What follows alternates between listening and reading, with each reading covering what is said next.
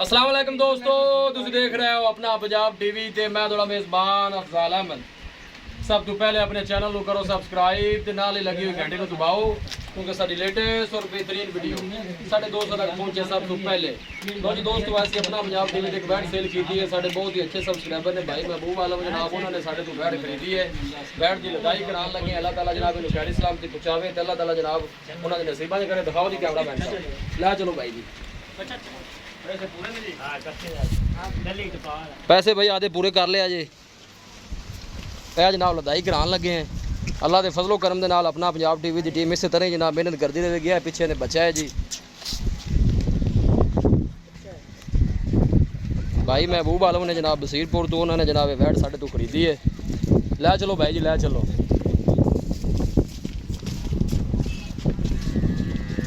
बच्चा आगे करो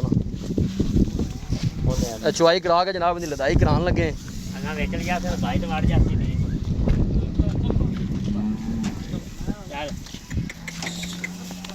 गई कि नहीं?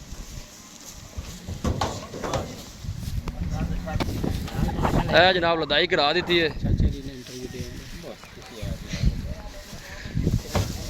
अल्लाह ताला जनाब उन्होंने नसीबा च करे तो अल्लाह ताला जनाब उन्हें खैरियत नाल लै जाए।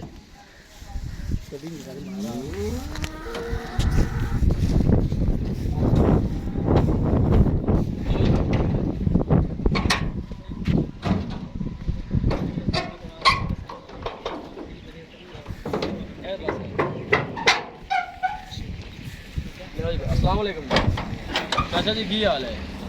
की ना है जी आप? चाचा मूव तबीयत से ठीक है। गां तुम दी है जी, देखी वो दी है, पसंद आई है। दुध जो तुम दसिया सी उ है तो गां भाई किन्ने की लई है? 2 लाख की लई है। परवेज भाई अज तुम पैसे अपने पूरे कर लो। बड़ी थोड़ी सर मेहरबानी, दुध जिन्ना दसिया सी इंशाल्लाह ठीक होगा। चाचा महबूब वाला अल्लाह ताला थोड़े नसीबा च करे। अल्लाह ताला जनाब तुहानू खैरियत नाल लै जाए। लो जी दोस्तों, गां लोड करा दी है। वीडियो पसंद आवे लाइक तो शेयर जरूर करना है। मिलांगे एक अच्छी और लाजवाब वीडियो के नाल। अपने मेज़बान अफजाल अहमद दो इजाज़त। अल्लाह निगहबान।